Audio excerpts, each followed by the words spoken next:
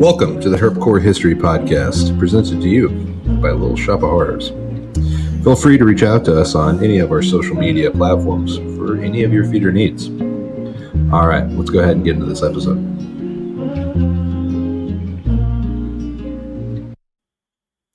All right, today I'm joined by Dante Fenolio. How are you doing today? I'm doing great. Thank you for having me. Excellent. Thank you for being here. I appreciate taking the time and putting the effort in. I really do.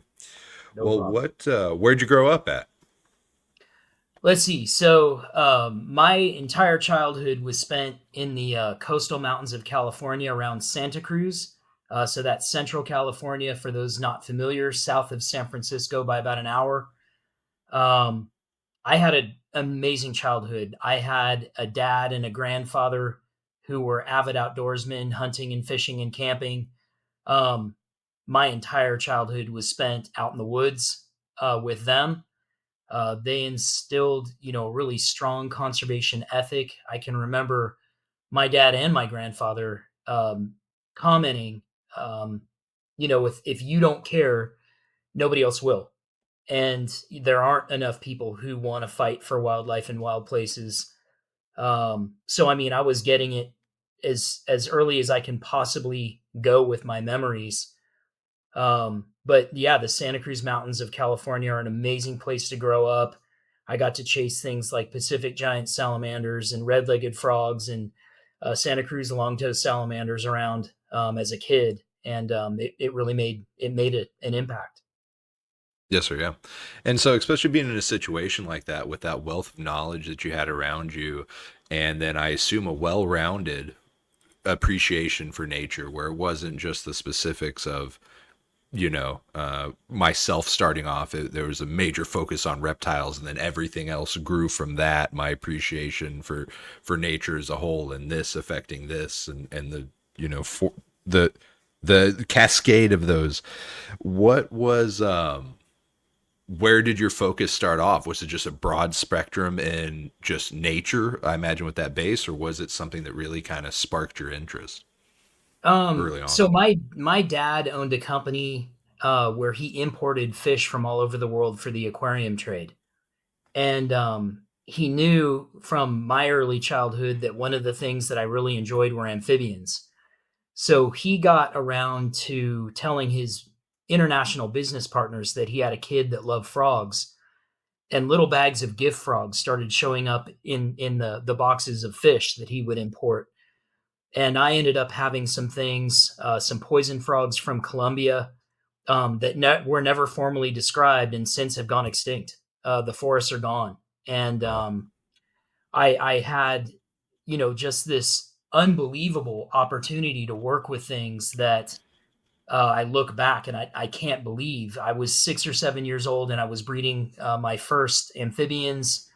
Um, Firebelly toads were an early thing, but several species of poison frog by 8 or 9.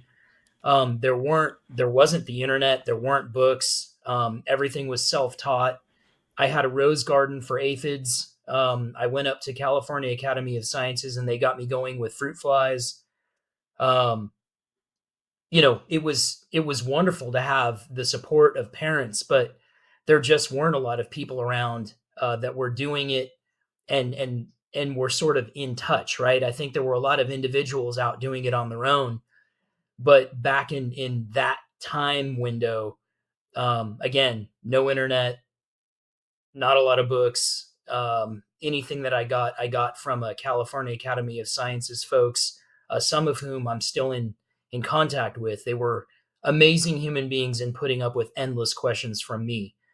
So, the full circle moment is ironic. At some point, there were some frogs that came up from Chile, Darwin's frogs, that have a really unusual reproductive cycle.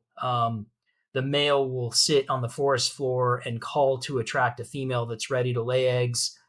If he's lucky enough to attract a female, she immediately starts jumping all over him and kicking him in the head and flipping him over. It's a fairly aggressive back and forth. And and if he's willing to put up with all of that, she'll lay a small clutch of eggs in the leaf litter and take off. She's done. he will go ahead and fertilize those eggs and generally stay in the area while those eggs develop. As soon as they hatch, he approaches the eggs and he scoops the hatching tadpoles into his mouth, slips them beneath his tongue through the vocal slit and into his vocal sac, the structure that frogs use to generate sound when they're calling. And they will spend the next 65 to 85 days, it's a temperature dependent process, inside of his body and his vocal sac, going all the way through their larval stage. They'll turn into little frogs, and he'll cough one up at a time and release them. So there were only ever two species that went through mouth brooding or vocal sac brooding like that. One of them is presumed extinct, and the other one is facing steep decline. So the full circle moment was that as a kid, I taught myself how to keep and breed that species. Fast forward decades later, and I'm working with Darwin's frog conservation in Chile with some fantastic Chilean biologists. We built labs to breed this species at the National Zoo of Chile in Santiago, and then at the Austral University in South Chile. And we wanted to work with a lot of Chile's endangered amphibians, but because I knew how to breed Darwin's frogs from my childhood, I cheated a little bit, and we started with that species because I knew we needed a quick win, something that we could get media coverage over. Sure enough, we started with Darwin's frogs 2 or 3 months in. We had our first group of babies, and we went from a project that had $25,000 or $30,000 in funding to a project that was $250,000 or $300,000 in funding in just months because of that media coverage. So it really paid off, and we've since moved on to work with a whole suite of critically endangered temperate rainforest amphibians from Chile. But it's ironic that that childhood experience would play such a key role in my career decades later. Yes, sir. Wow. I mean, that brought up so many interesting points there and so many little branches to tangent off on, but to stay on that for 1 second, then I want to jump back. How cool is that? To be a young man that's going out and seeking the knowledge and sat there and, and we'll get to that about knowledge and the gathering of that early on. But to then now be a grown man in a position where you're helping this species move forward in such a large scale, and to get to go, hey, I've kind of done this before, guys. That is so cool, and just the chain of events to have to make that happen, right? It, That's it was a lucky timing, good luck in having a dad that did what my dad used to do. Um, Ironically enough, and just to show you how much of a nerd I was as a kid, one of my other hobbies, I would go out and the Santa Cruz Mountains are loaded with various species of salamander, and I went out and I would collect the eggs of Encetina and other salamanders and taught myself how to hatch those eggs out. And I knew that I wanted to move the entire group of eggs, not individually move an egg, because if you move them too much in early stages of development, they won't hatch. So I sort of got that out of my childhood as well. And now fast forward, we get a call from U.S. Fish and Wildlife Service, and the conservation team that I am in charge of, we're sort of known for our work with salamanders. So the feds called and they said, we've got one of the most endangered salamanders on the planet in the reticulate flatwood salamander. The last known populations are in and around Eglin Air Force Base. Everything else has vanished. We've never cut permits to work with this species before, but if we give you permits and we get you animals, will you guys go ahead and try it? And we said, sure. And they said, well, we've had some trouble in collecting some of the eggs.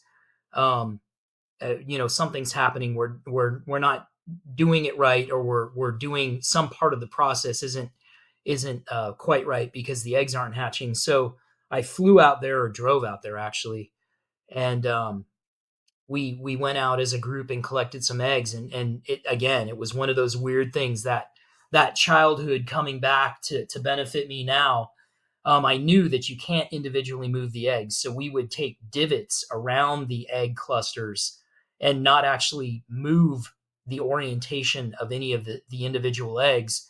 Then we had no problem hatching them out through lots of trial and error because it is an incredibly difficult species to keep in the lab. We finally figured some things out. And in fact, we were the first institution on the planet to breed that species in the lab. So again, I look back at this complete nerd childhood where I did things like collect salamander eggs and raise and breed Darwin's frogs, and super ironic that any of those skill sets would pay benefits in the future.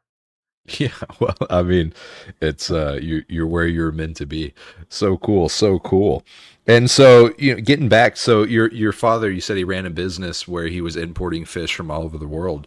Yeah. I mean, just briefly, kind of what led him into that? What do you remember of that? What were those interactions with the world like at that point? Yeah, my earliest childhood memories are in his fish rooms. So he would have these big rooms that were insulated and floor to ceiling fish tanks. Um, and he would have to go oftentimes to the airport late at night to pick up boxes of fish that were coming in. I would go with him and I would help him put these things out. So um, I don't know exactly why he went that way. He was a business major through school, and then he had a second major in geology of all things. But he was always interested in tropical fish, and he and his sister opened up a big business doing this. So he had his retail outlet, but then he was wholesaling fish to other fish stores in the Bay Area after he would import them. So he kind of had two businesses in one. And again, my earliest childhood memories are in his fish rooms, helping him put fish out. How cool is that? That's so cool. Yeah, Very yeah. interesting. And then, so another thing we talked about that you brought up was talking about knowledge and trying to learn. And you brought up was a university that was helping you and educating you when you would. How did you? I guess what were your paths besides that? And then how did you end up linking up with them to know you could show up there and go, "Hey guys, I got questions."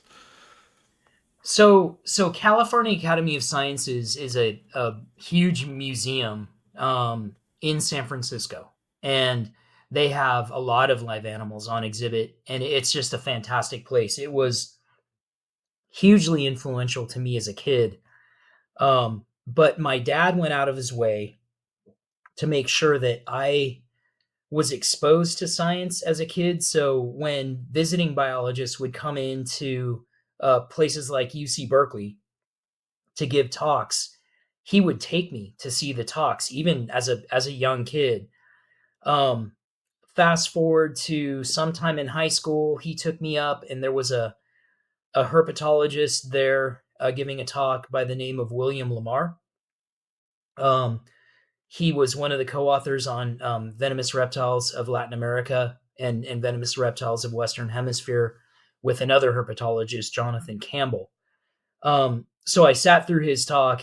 He was talking about the Amazon. It was amazing and outstanding.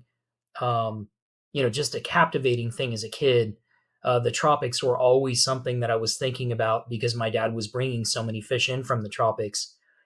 And I got to meet Bill after that talk, and all credit to him. I was an annoying little kid with a million questions. I can't even imagine what that was like on his end of the communication. But as high school wound down, he ended up taking me under his wing, and I spent something like the next 15 summers working for him in the Amazon basin, doing reptile and amphibian surveys out on the lands of indigenous communities, not exclusively, but largely.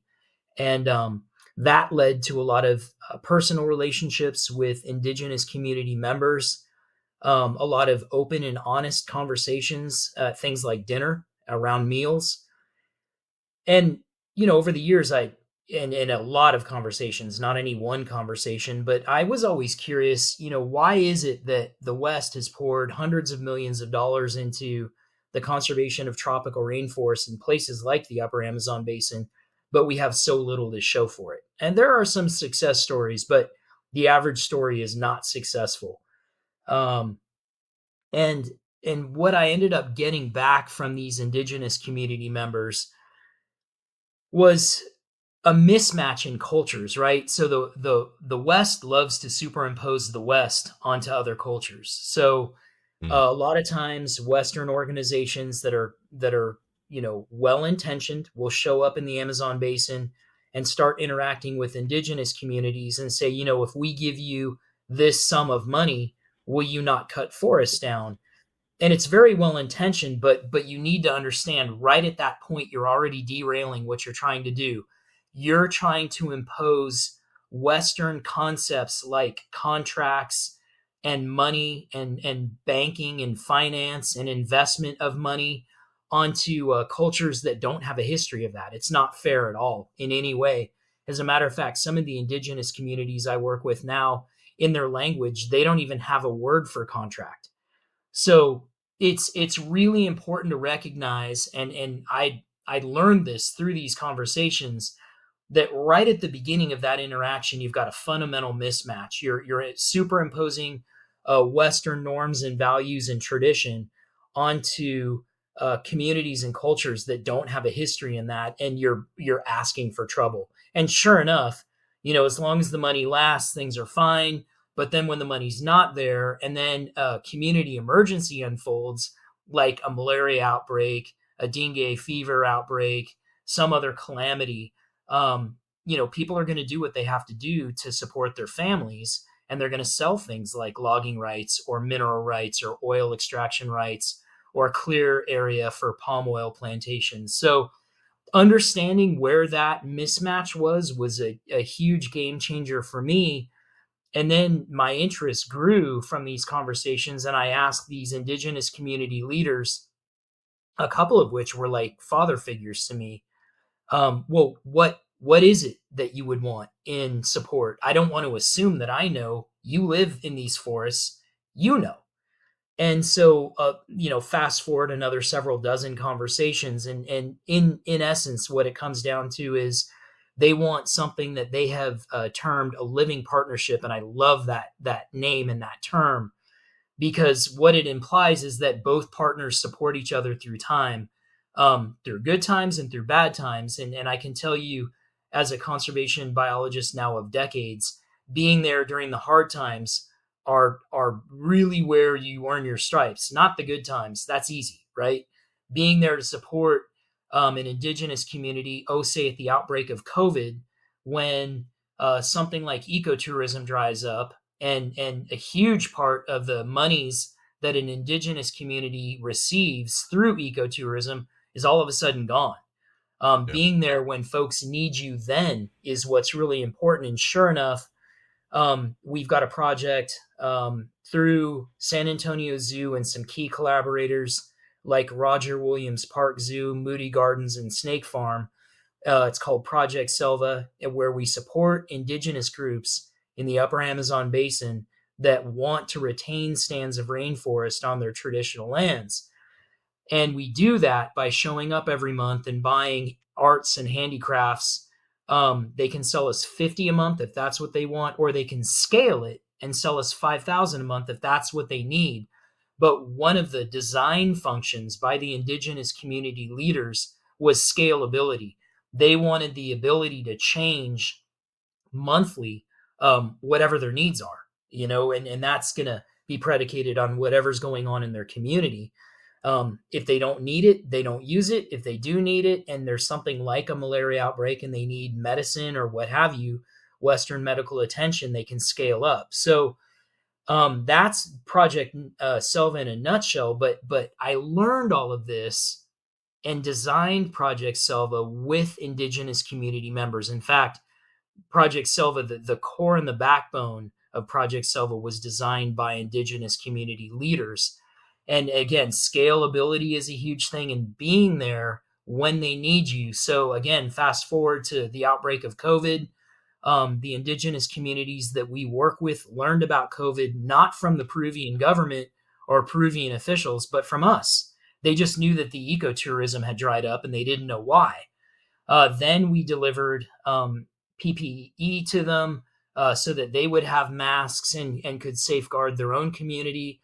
Um, and then what I did is I sat down with the CEO of San Antonio Zoo, Tim Morrow, and I said, "Hey, look, I'm really worried about our indigenous partners. Their entire revenue stream from ecotourism is gone and dried up.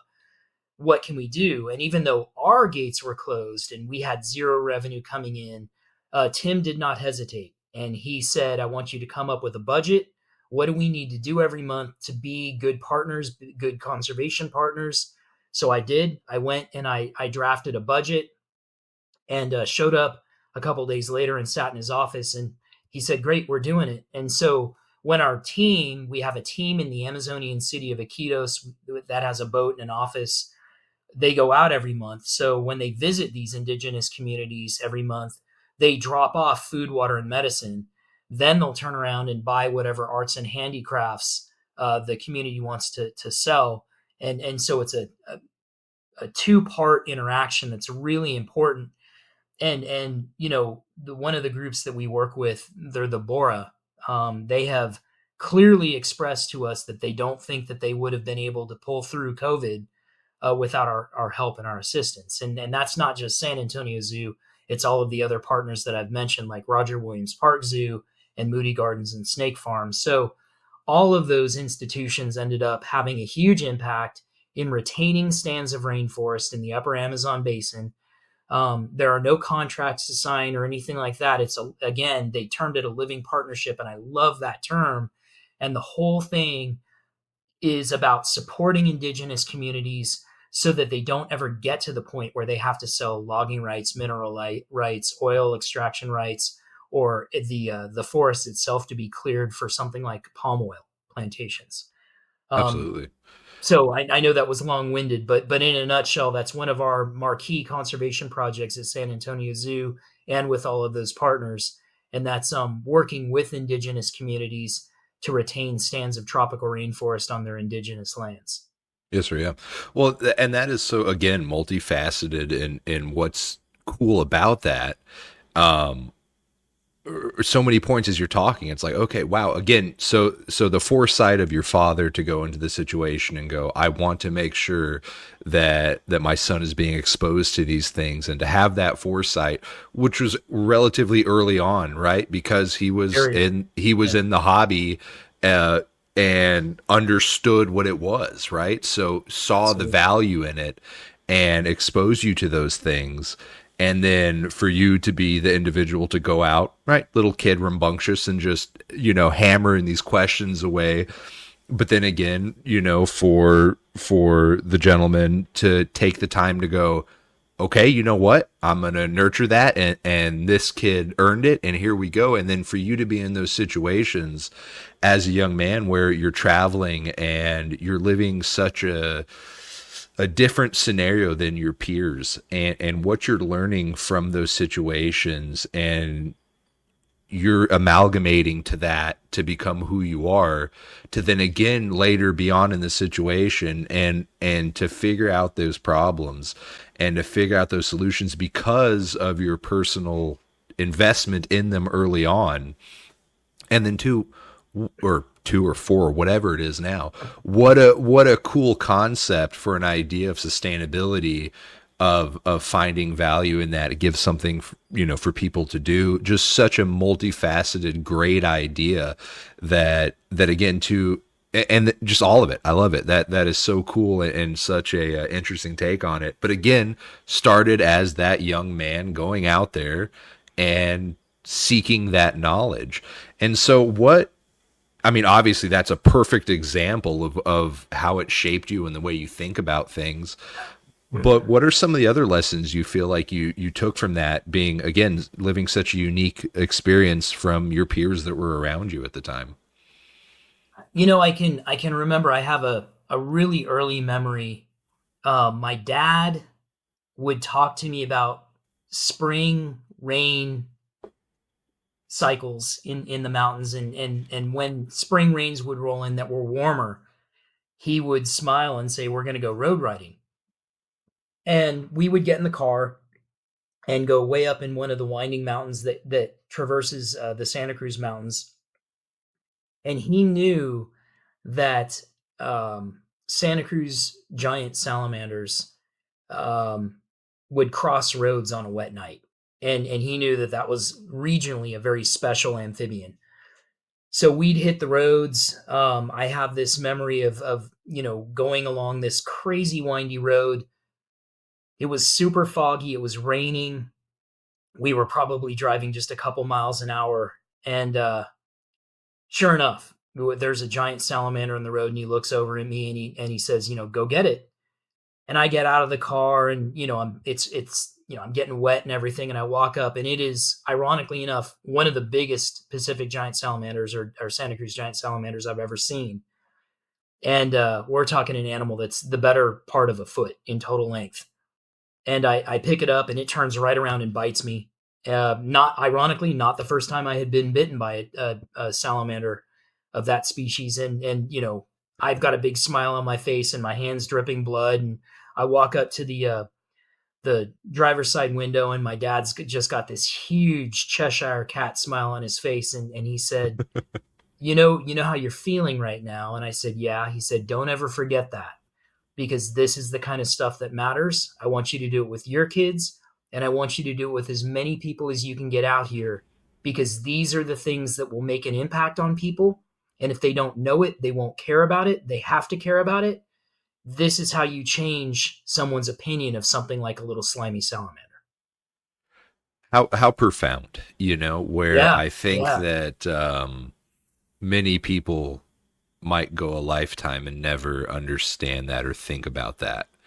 right. And to have that instilled in you in that moment, this is something that I was talking about not too long ago, where you find yourself in a moment where you realize the unique nature of where you're at in that moment, and you sit there and you're trying to suck it in a way that a mental picture where you're thinking about the smells and the Yeah, feel and yeah, just everything, and go, I don't want to forget this moment.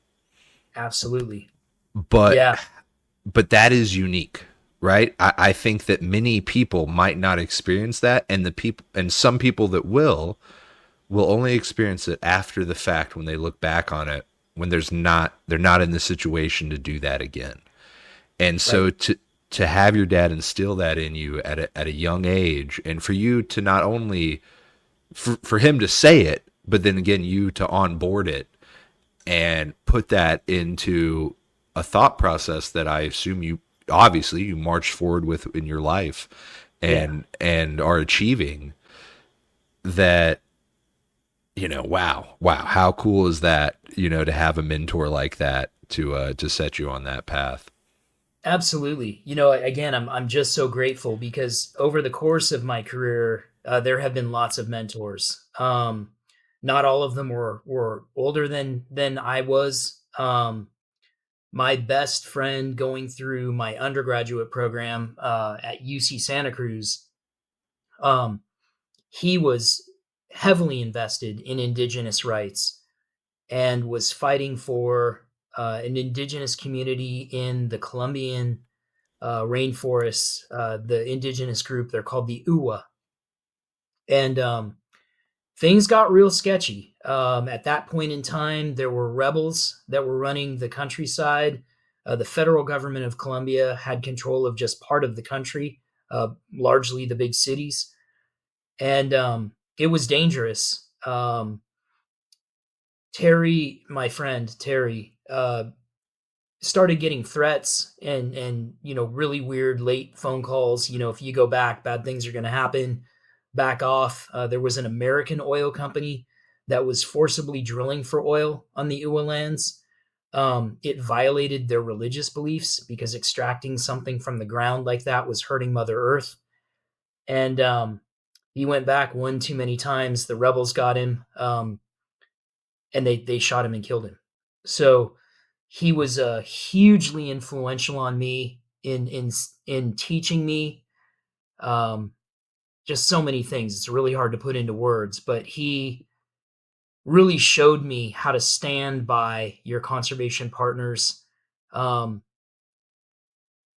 and how much it really means to stand by indigenous communities.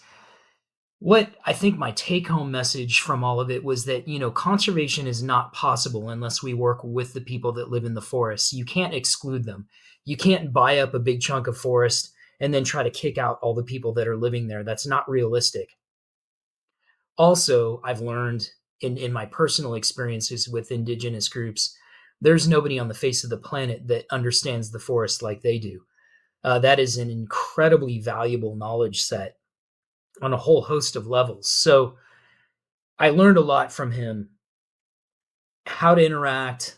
I was already interacting on my own with indigenous groups south of that in Peru, but that he stood with them all the way to the end really meant a lot to me, and really impacted me. But I've had other mentors that are really influenced me later on.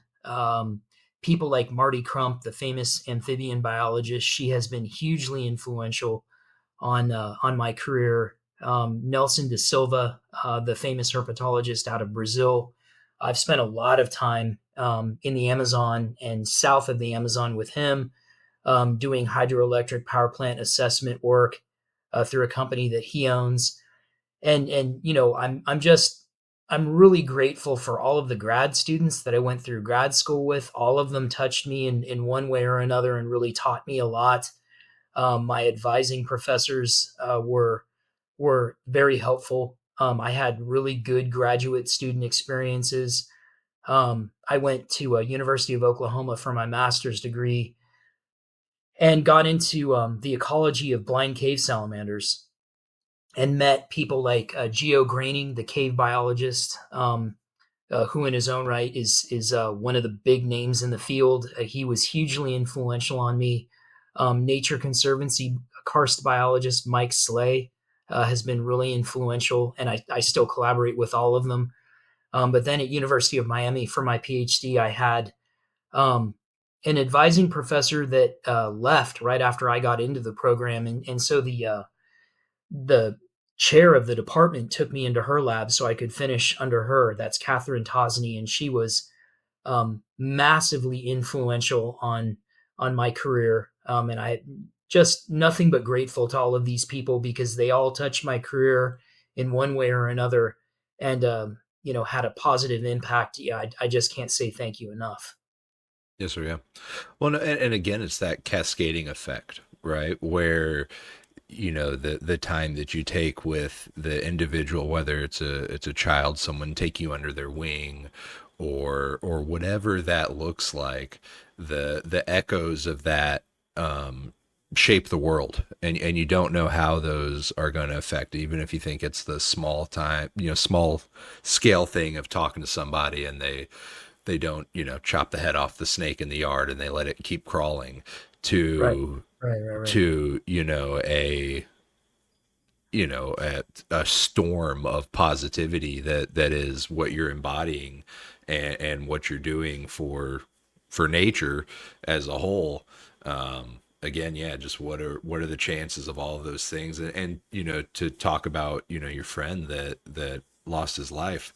Again, what a great example to have, and what a difficult one, to where to not to only it's one thing to speak with your words and say I'm going to do this, but Yeah, to have the bravery to continue in a situation like that where you know right, the neighbors are playing loud music and I'm going to put up with it because it's just it's easier to right, deal with it like that. And right, then to right, right, go, right, and not to lessen it by any means, right, but to think about what I'm willing to do, and to think about someone that was so brave in their actions, and spoke in such a way that actions speak louder than words, and yeah, there's nothing more ultimate. So to have that as an influence again, this compounding effect of these people and these individuals that you ran into that imparted this information on you, that again you were there to receive. these people came in contact with many people, but you were able to suck it in a way that shaped you and got yourself through hard work to a position where you can do what you're doing.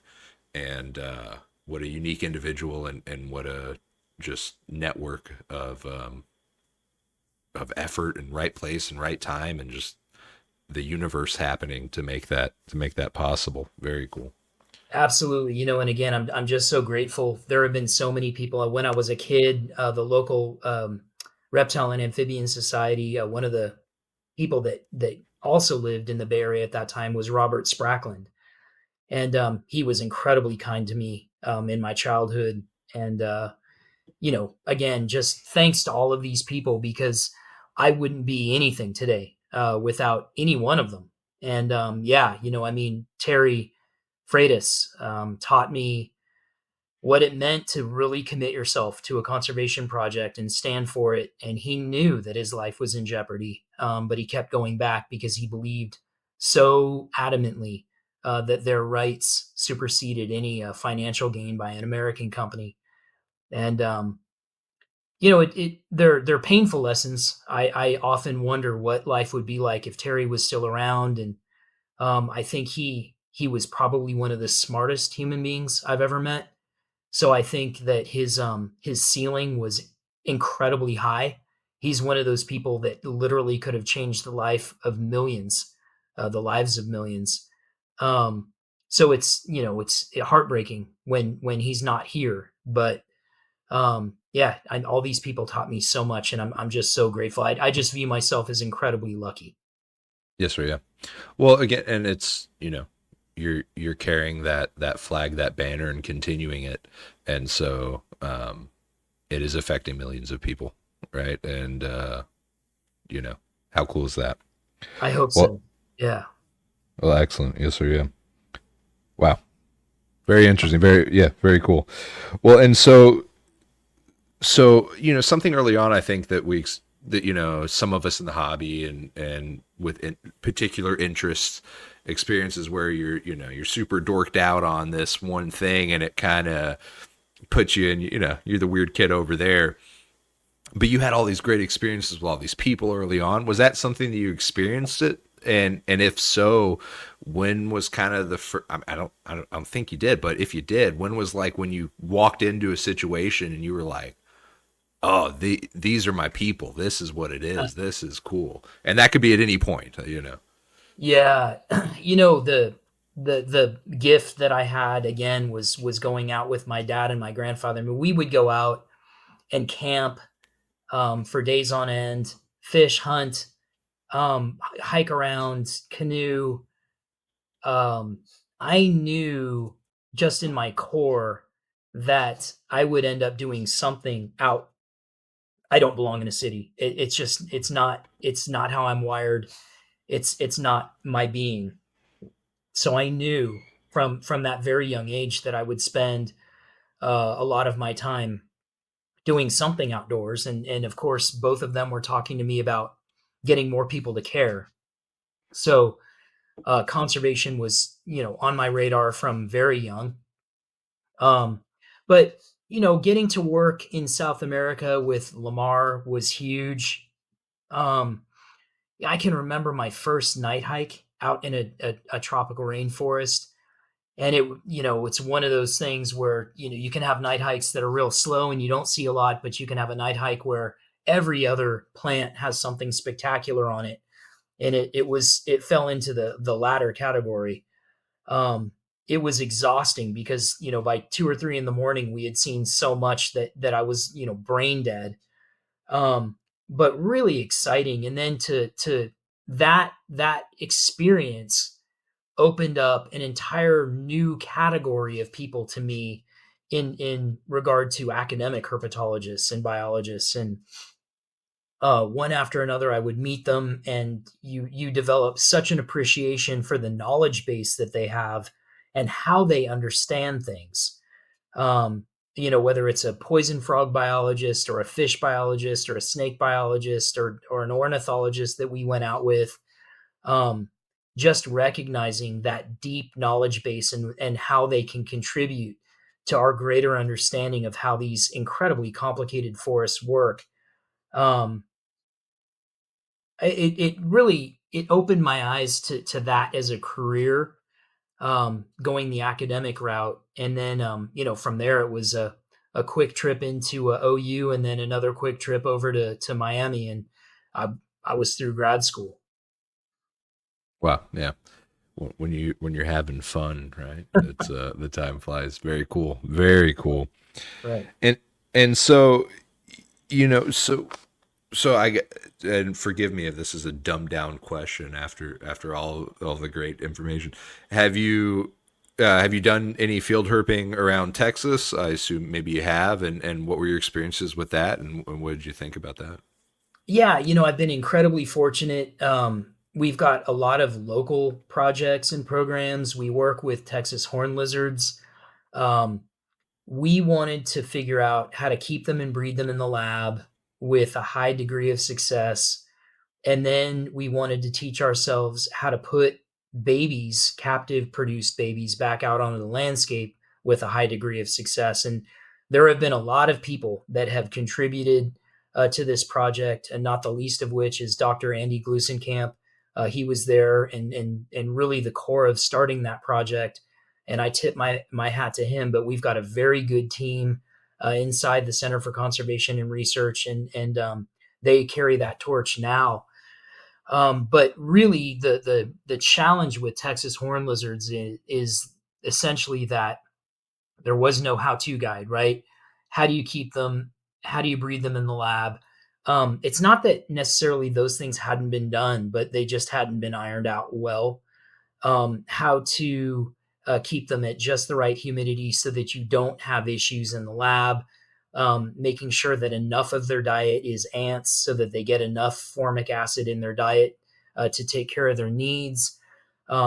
Feeding them in a way so that they don't get stomach impactions from sand. I mean, the details are almost endless, but I want to make a point here and take zero credit for any of this. I'm just the head cheerleader in the face of the department. There are a lot of folks that have really put in sweat, blood, and tears into this project. And in essence, we've come up with this team that I lead has come up with a pathway for keeping and breeding in the lab. One of the things that we did early off is start working with geneticists so that every animal that goes back out on the landscape, we take a genetic fingerprint of that individual so that if they're ever recaptured in the future, we know exactly the lizard, exactly by GPS numbers where they were released, how much they weighed at the time of release, how what their total length, all body condition, all of that was at the time of release versus the time of recapture, so that we can be real scientific about it. And good thing that we went that route, because now we're finding babies on the landscape that are most likely um, babies of animals that we put out on the landscape. So we know that the population that we've introduced to a landscape um, is now breeding successfully. But I want to tip my hat to the landowner, because this is incredibly important. This particular ranch owner spent a ton of money and time really doing improvements on the habitat, getting rid of invasive plants, really knocking back the invasive fire ants, making sure that there weren't a big population of feral cats out there, rehabbing the landscape to look like Texas did before the arrival of Europeans. And you can't ever get it right to that point, right? I mean, there are some irreparable changes on the landscape, but you can bring it back that direction. And this particular ranch owner has done that. And I have so much respect for landowners that want to do right by nature. And this is a shining example of that. And so that's why we chose his ranch as our release site. And six or so releases in, one or two per year. We know that we've got a reproducing population of Texas horn lizards where there were none. So our arrangement with Texas Parks and Wildlife is that they've got to come out and approve the site, and the site cannot currently have Texas horn lizards where we're putting these captive or lab produced babies. And so this ranch had, for whatever reason, horn lizards, Texas horn lizards, had dropped out of the community, and now we've got them back and reproducing, and we're learning a lot about the process, how big and how old those lizards need to be when you put them back out on the landscape. So I've spent a lot of time out on the Texas landscape with that project, but I've had, the good fortune to do quite a bit of caving around Texas, so I know a little bit about the groundwater communities in the various aquifers across Texas, and I've got a lot of ranch owners that I've gotten to know and become friends with, and I've spent a lot of time out in some beautiful, beautiful habitats. Another one of our current projects, we're looking at uh, Texas coral snakes, and we're kind of looking at the triangle between, say, Dallas and San Antonio and Houston, and we're looking at the really common color aberrancies that come with Texas coral snakes, and those color aberrancies can be a lot more red and a lot less black, a lot more black and a lot less red. There are frequently albinos or things that look albinistic or maybe xanthic, um, and documenting those for a big guest experience that we're going to develop at San Antonio Zoo, where we talk about color aberrancies and why, that the old children's rhyme is not something that you ever go with, because if you do, you're going to pick something up that's highly venomous and can kill you. So, Yes, sir. the that children's rhyme never worked in South America because there are lots of coral snakes that never have that combination of colors. Yes, sir. But it doesn't work in Texas either. So that's one of the key delivery points that we will make with this planned upcoming exhibit. Um, and that's been a fun project. I've gotten to visit a lot of ranches where ranch workers and owners have set aside aberrant color pattern snakes, Texas coral snakes, for me, and I just go up and photograph them, and we release the snake after. But um, I've really enjoyed my time doing that as well. Yes, sir. Yeah. How cool. And then again, just that effect on citizen science that we have now with the interconnectivity that we have with smartphones and the data, and that's something that I've definitely seen putting out information going, hey, get in contact with me for this and that, and Yeah, yeah, you know, and how that outreach happens, and then just the data points you get from it. What a cool, as an individual, you can only do so much, but when you you bet. implore everybody around you that you can, the data that can be learned from that, and then the education that it provides those people, right, where they get to have an experience where they meet someone like yourself, right, and you're excited, and then you're purveying that information to them, and then now they're excited about it, and then the next snake they see, they go, huh, okay, I wonder what this was. Whatever, keep it moving, and then they teach that to their children, and You it bet. it just keeps this cascading effect. How cool. And we've had tons of volunteers and interns and things help us with this Texas horn lizard project, horny toad project, and one of the cool aspects to that story is that um, Dr. Glusenkamp had the foresight to think about um, pushing detection probability for a lizard in a given habitat up, and so he started some work with a retired gentleman who used to train dogs for sniffing out things like drugs and money at airports, and now he trains dogs to sniff for Texas horn lizards. And so the neat thing is we basically build a dog person team, right? And these dogs are rescue dogs, which is another great aspect to the story. They've got to be the right type of dog, and they have to have the right behavioral components. But once you build that dog and human team, this person will step in and help train the dog to smell for not just Texas horn lizards, but their eggs and their scat. Um, Basically, what that delivers, if you go into the environment looking for Texas horn lizards, your chance of detecting a Texas horn lizard in the environment at any given point in time where they do still exist is somewhere between 8 and 10%. With dogs, that pushes up to somewhere between 70 and 80%. So it's a significant change in detection probability. And that's just one really neat facet to this project. And I'm so proud of everybody involved. But there have been a lot of volunteers, there have been a lot of docents, and all of them have played significant roles in this really fun conservation initiative. Yes, sir. Yeah. No, how cool. How cool. And I mean, I think that, the work you're doing, and again, to have those moments, as a young person, and you're getting to see the effects that it leads, and then, for us as a state to be so lucky to have you here and going, hey, this is what we're working on, and purveying that information, again, I think highlights what's so cool about all of this. And as someone that lives in San Antonio, I'm glad you're here. Very cool. Well, Thank thank you. you. No, I feel lucky to be here. I mean, I've got an incredible job with an incredible institution that supports conservation wholeheartedly.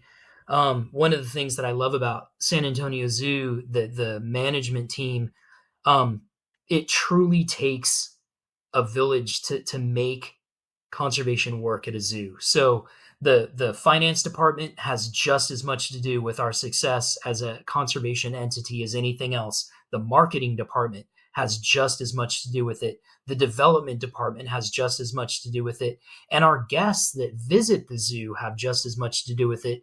A lot of them don't realize that when they buy that ticket to get into the zoo, a portion of every ticket sold goes to our conservation program. So when you visit San Antonio Zoo, you're actually supporting local, national, and international conservation efforts through the purchase of your ticket and everything that you spend at the zoo. So I think a lot of people don't really understand contemporary zoos and aquariums. There's a lot of anger and sometimes a lot of hate, but today's zoo, particularly with a good zoo, is nothing like the zoo that your grandparents or your great grandparents were visiting. It's certainly not like the old attractions as zoos started in Europe.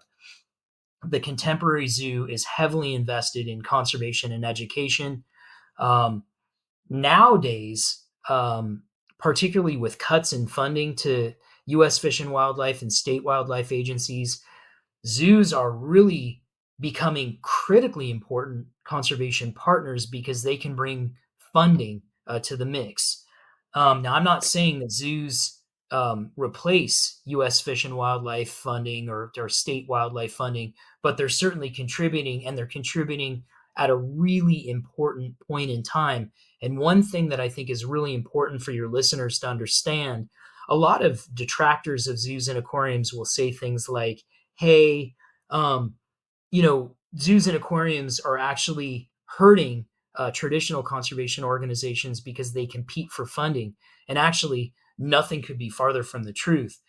Zoos and aquariums traditionally get their funding for their conservation efforts through the visiting public. So when you go and you visit a zoo or an aquarium, again, a portion of your ticket is redirected to conservation. Traditional conservation agencies go to things like foundations, the federal government, state wildlife agencies, and private individuals for their funding. So they're not competing at all. You actually have an additive effect between the other traditional conservation agencies and those zoos and aquariums that partner with them and collaborate with them. It's not competition at all. So I think now zoos and aquariums are stepping up into an increasingly important role in conservation and education. I think the education messaging at zoos and aquariums is so important for a lot of inner city kids. Their only exposure maybe to some of these big species, the megafauna from Africa, even from North America, things like having an opportunity to see a buffalo. Um, the only opportunity a lot of these kids and inner city families are ever going to have is going to be at a zoo or an aquarium. And that's where that magic can take place. That's where that special connection can take place. And you want to make sure that you get kids in there at a young age so that they can have that connection early off. it's something that people tend to remember their whole lives. Certainly I do. Going to places like California Academy of Sciences, hugely influential on my belief system and my career path. And I know from colleagues that work at zoos and aquariums all over the world, they had a very similar experience. So if you have that early moment in childhood and you connect with wildlife in one way or another, whether it's seeing an elephant, an orca, or it's seeing a poison frog for the first time, whatever that connection is, you'll care about it. And if you care about it, you're much more likely to vote that way in the future. You're much more likely to donate money, and have a better understanding of why these things are important in the first place.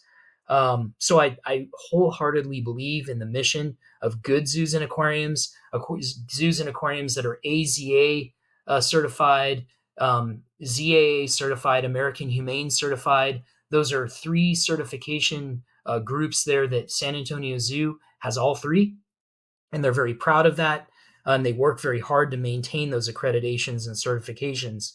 But there's a big difference between the really good zoos and aquariums out there and the roadside stands, right? Yes, sir. Um, but in contemporary times, what zoos and aquariums are doing for the environment, most people just don't know, particularly the ones yelling and screaming in front of them and picketing. Um, they just don't understand what things are like in the wild now. Yes, sir. Yeah, that's unfortunate. And again, you get to experience that, and being boots on the ground there, you see it, and so Yeah. it's an educated opinion on the situation for sure. And so, where do you see the future going in the field, and what are some of the highlights you're looking forward to as a whole of the zoo ecosystem? I think that zoos and aquariums are only going to continue to be more and more important. I think that their importance will only increase as wild spaces shrink. More and more people are not going to be able to get out into them. And so the only chance they're going to have to see and connect with these things are at places like zoos and aquariums. So I don't think that will change. I see zoos and aquariums stepping up in significant ways to make very positive impacts on species that really need our help. I'll give you a quick example. Great conservation leadership out of the Oregon Zoo. So the Crater Lake newt is found only in a lake in the caldera of a volcano in Oregon. Um, that population has genetically diverged from all other rough skinned newt populations around it because of isolation. And so it's not recognized yet as its own species, it's its own subspecies, but it's genetically valuable and it's important, and it evolved in through enough time and in enough isolation where it is significantly different from the rough skinned newt populations around it. But because it's not its own species, things like U.S. Fish and Wildlife Service and funding, long shot at best. National Park Service controls that area. Funding is difficult because of the current cutbacks and in funding, etc.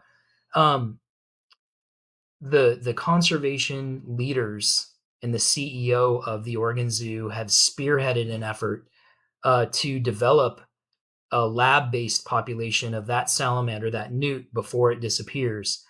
And I love to use this as an example because I'm so proud of my colleagues at that zoo, because they're stepping in at a time where other agencies can't.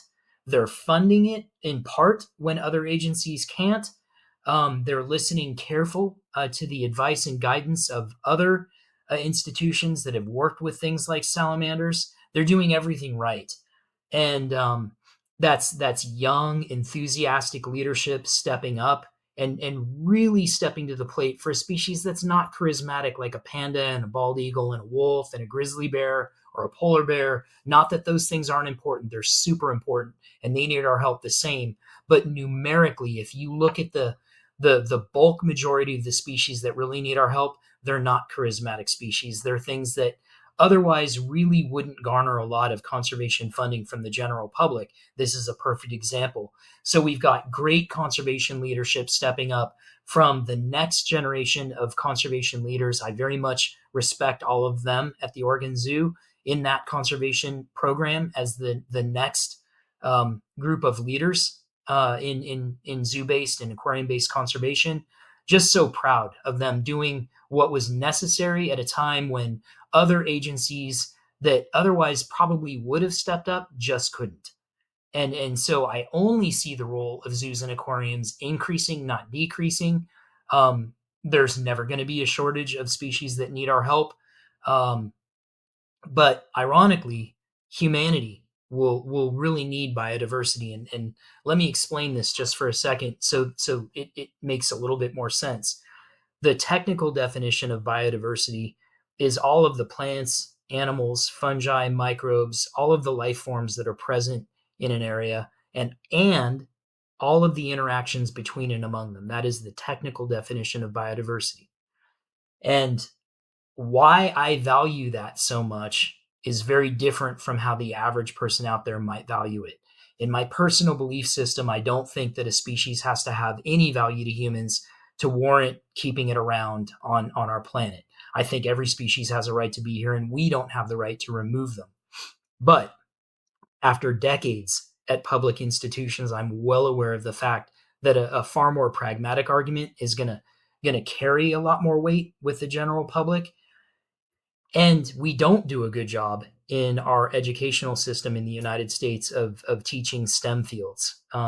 It's terrible how much the sciences are downplayed. So I can't expect people that go through that education system to understand even the term biodiversity or why or how it might impact their lives. So when I have a guest come in and say something like, I read in the newspaper that you're working with blind cave crayfish in your labs, and you were the first institution on the planet to breed a blind white crayfish in the lab. It sounds really cool, and I enjoyed reading about it, but why should I care? Why should I care about a little blind crayfish that lives in groundwater hundreds to thousands of feet below me? I'll never see them. Why should I care? And it's actually a fair question because we've done such a bad job of promoting STEM fields, specifically science, to our kids going through our educational systems. And my answer is basically this. I want them to go home and I want them to make a list of all of the medicines that they have in their medicine cabinet, their drawers, whatever it is. Make an entire list, then sit down in front of your computer and Google where all of those things came from and keep track, go through and keep score. I don't think you can come out with a list where any less than 75% of those medicines were derived from a natural source, from biodiversity, right?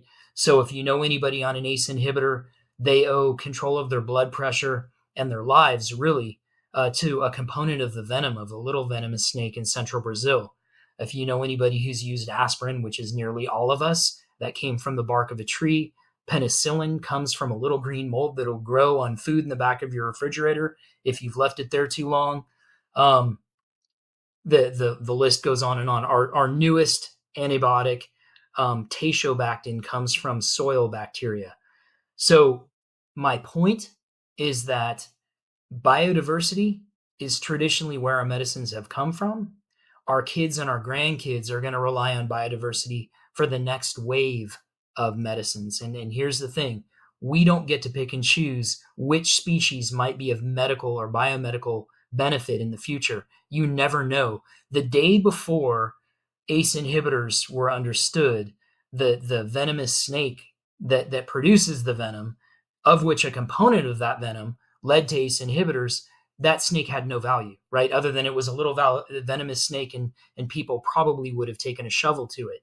Similarly, there is a component of the southern copperhead's venom that is now one of the leading candidates for treatment of breast cancer in humans. Now, it's still in testing phases, and we're not anywhere near an actual medication, but it's one of the leading candidates for that. Another example of biodiversity leading the way with our medicines. Now, think about this. Think about your cell phone and how much it's changed in the last decade.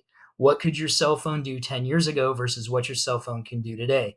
That is leaps and bounds growth in technology, and our technology is only going to continue growing uh, at that rate. So we are constrained by today's technologies, whatever the limit is to the modern technology we have. We can only analyze components of a venom so fast. We can only look at components to a frog's skin toxins so quickly. But a decade from now, the technologies are going to do it much more rapidly and much more efficiently. So in my last book, Life in the Dark, I talked about technological constraint. That's what I called it. And we're limited by today's technologies, but there's really no limit to what the future's technologies are going to allow us to do. The thing is, it doesn't matter how good you are with your technologies if we've lost the treasure chest, the pool from which those technologies can draw, and that's biodiversity. So the default for humanity has to be the maintenance of biodiversity. Otherwise, the people paying the price for that loss will be our kids, our grandkids, and our great grandkids. The default has to be saving biodiversity. And we don't get to pick and choose what parts of biodiversity because we don't know where the breakthroughs will come from. We have to save it all if we care about the future of humanity. So in a very real way, humanity is attached at the hip with biodiversity. If biodiversity goes, I guarantee you we will too. And I know that was long-winded, but it's really important for folks to understand there are reasons for all of this. Again, going back to that question, somebody saying, wow, you were the first to breed little blind white crayfish in your lab. That's great. How could it possibly impact me?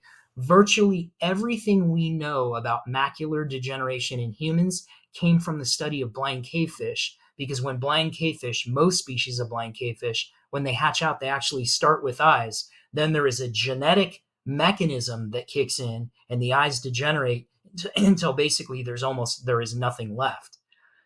But the study of that process led to what we know of macular degeneration in humans. There's another blind cave animal living in groundwater hundreds to thousands of feet below below us that most people don't see, most people don't think about, most people wouldn't outwardly care about. But there have been huge biomedical breakthroughs because of them. And again, we don't get to pick and choose the species that might lead to those breakthroughs. Our default, humanity's default, has to be the preservation of all biodiversity. Our lives depend on it, our kids' lives depend on it, and all future generations will depend on that same thing. Yes, sir. Yeah, and what a what a great articulation of that you just told, and that's something that we all can play an effect on, right? Whether And it's making the decision to slow down and not hit the snake, or whatever it is, or to dump the trash in your backyard, or whatever that is in your situation, no matter where you're at in the world, that's true, because you play an effect on that, and the time it takes for that animal to get to whatever point you see, your correlation with being at that animal or that position at that time is something extra on the population there that we can avoid as humans that are conscious enough to do that. Well, excellent. Well, thank you so much, and I appreciate your time, and I had a wonderful conversation with you, and I look forward to, if in the future ever you want to do it again, I would love to talk to you again, and I'm sure there's a million more stories in there that as I edit this, I'll go back and go, damn, I should have asked that, and I should have asked this, but thank you so much for your time, and I appreciate it. no, thank you for having me. I love talking biodiversity. I love talking, particularly fish and amphibians and cave invertebrates and all kinds of weird stuff. I really appreciate your time. Excellent. Well, thank you very much. Thank you. Let me zoom out on you here. Okay, you got a message for the time capsule? Yeah, and it's simply this. My prediction for you is that even though you'll forget all about this in some way consciously, next summer at about this time, you'll remember to return.